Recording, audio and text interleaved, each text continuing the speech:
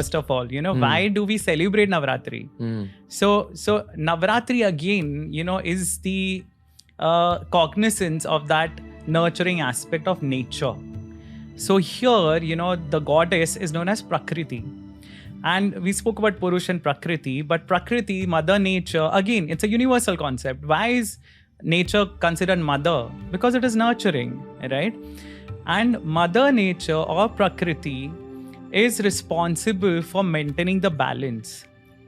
And you see Navaratri coming at a time when there's a change of seasons. And a lot of people again would not be aware that Navaratri does not come just once in a year. It comes 4 times. So 4 times, and if you observe what are the timings, the first Navaratri is Chaitra Navaratri. That is right at the beginning of the year, of the Hindu year, in the Indian calendar. So in Maharashtra, we have Gudi Padwa, so that is the first day of Chaitra Navaratri actually. And the 9th day ends with Ram Navami. So the first Navaratri, and that's the change of seasons, it's spring. And most traditional calendars actually, interestingly, they began with spring. It doesn't make any sense to have a new year in the middle of winter, right? So all the ancient calendars actually began with spring because spring was renewal, right? So the Chaitra month, which is the first month in Indian calendar, it starts with Navratri. And then you have Navaratri, which comes in Ashad, month of Ashad, which was before monsoons, just before monsoons. Then you have the Sharad Navaratri, which is this one, which comes in October, November, close to autumn. And then you have the Magh Navaratri, which was in winters.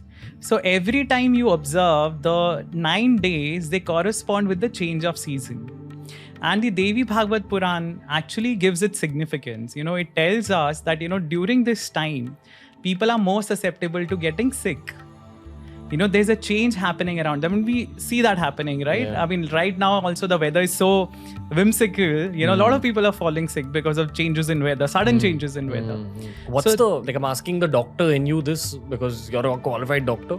What's the actual biology behind that? So it's just, the sudden changes of temperature. Sometimes you feel it's hot and, you're switching on the AC and you're sitting in the air conditioner. And then the moment you step out, it's actually cold. And so the changes in temperature and what Navratri actually correlates with is, the fasting. The fasting makes you aware of what you're doing, what you're putting inside your body. And this time of transition has to be read very carefully. So the Devi Bhagavad Puran, it actually mentions, it talks about the time. It was probably written in a time when there were a lot of people falling sick, during this duration. And so it advises you to propitiate, to pray to Goddess Prakriti, to be merciful, Which is again divine feminine. Divine feminine. Okay. Without saying Durga Ma or Saraswati Ma, it's all of them together. Yes. It mentions Prakriti. Okay. Devi as Prakriti. So it's nature, it's Mother Nature. So it has a very, logical reason of celebration. When you're fasting or you're observing a certain ritual, you're more mindful of what you're doing or what you are putting inside. And, you are, probably taking care of your body much more. Yeah. Also, it's like the whole logic of intermittent fasting where your body just heals faster when you're fasting. Yes. And you probably need healing because as a human being, you will kind of fall sick in this change of season. Right. So to deal with that sickness, recover fast. And building your immunity, right? Instead of having food that you every day have, which may not be very nutritious, you're advised to have fruits.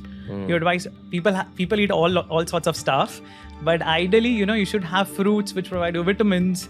You're allowed milk which provides you protein. So calcium, so these are things that are light on your tummy and they also help build your immunity. So that is the logical reason for Navaratri, occurring at this particular time. I'm also 110% sure, and this is because I've been getting a little bit into astronomy lately. There has to be some celestial angle to this, some alignment of planets or the moon, and I'm definitely not sure what it is. Right. But I know for a fact that when you fast and then sit for your meditations, the meditations are way deeper. It's just much more conducive for meditation. Definitely. Grain actually affects both prayer and meditation. Like in eating rice, eating wheat, eating millets, it comes in the way. But if you're on an empty stomach, you just slip into your meditation Yes, very easily. Yes. So I mean, I'm sure there has to be some angle like that as well. I'm sure. Anyways, because it's all calculated according to tithis, according to the calendar.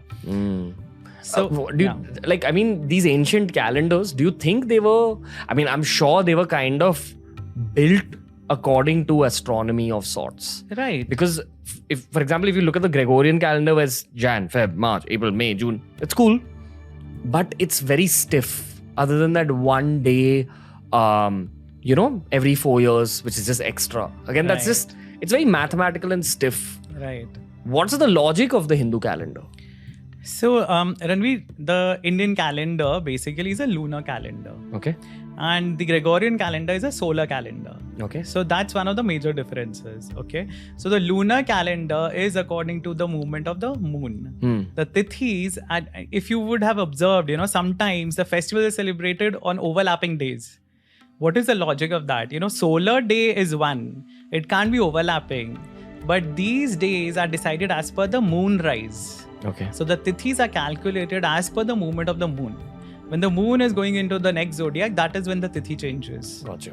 So that's why, a lot of people don't understand, and people ask, the Western festivals are all on fixed days. Why can't we have fixed days for festivals so that we know, when it's coming? But they are fixed days in Indian calendar. I mean, if you go one layer deeper, it's probably because the moon has some sort of effect on the human mind. Yes. I mean, all yoga schools look at the Definitely. moon as a very significant part of the yogic process in general. Right. I have been told, again, there is no scientific proof behind this, but I have been told that the moon affects your ability to digest food as well. And different phases of the moon affect your ability to digest food as well. Again, this is from one of the yogic schools. This is, I'm just relaying information. Right.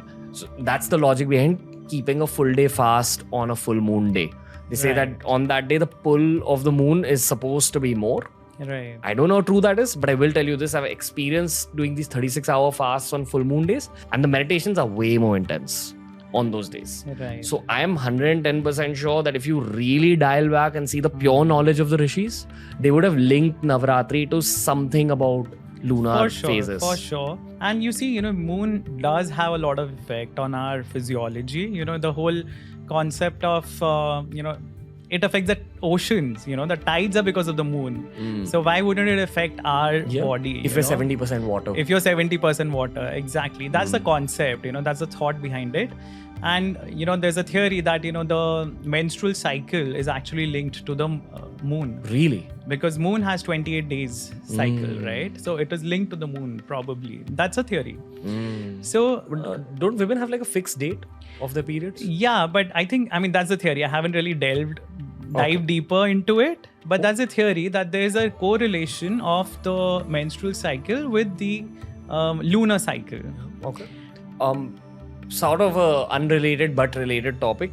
One of the things that fascinated me the most was starting to learn physics in 8th standard. Like, I loved physics. It was like it's still my favorite subject. When we learned about waves, you know how there is a dual nature of light? Right. In terms of it's a wave as well as mass. It's photon as well as a wave. Yes. So it has a physical form as well as a wave form. Yes. In the same way, every single object has a physical form that we see. Right. And then it also emits a wave. Every single object. Yes. And this is one lesson from my 8th standard physics textbook that just blew my mind. I kept reading that line again and again.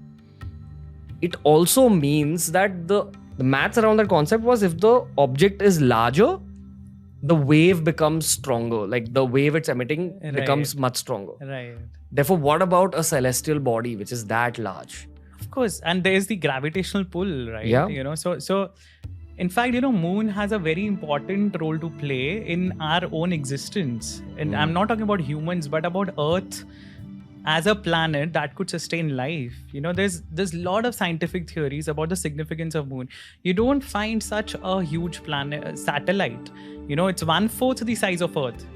None of the planets in the solar system have a satellite which is 1/4 their size, right? So moon is unique in that respect. And even the moon is supposed to have sort of this feminine Right. energy in all cultures. Yes. The sun is considered masculine and the moon is Yes. considered feminine. Yes. Possibly again for the same reason, nurturing, protection. Possibly. And moon is considered to be the, the overlord of mind. Yes, in our scriptures, and also vegetation. Okay. So moon or Soma is actually also the lord of vegetation. A lot of vegetation. Yes. What is vegetation? Like So plants? vegetation, plants, everything that grows, the plants, the plant kingdom, the overlord is moon. Why not the sun?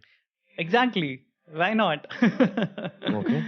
So I mean that's a thought, and I've always wondered about it. Maybe it's this whole moon being feminine and Prakriti being feminine. Probably.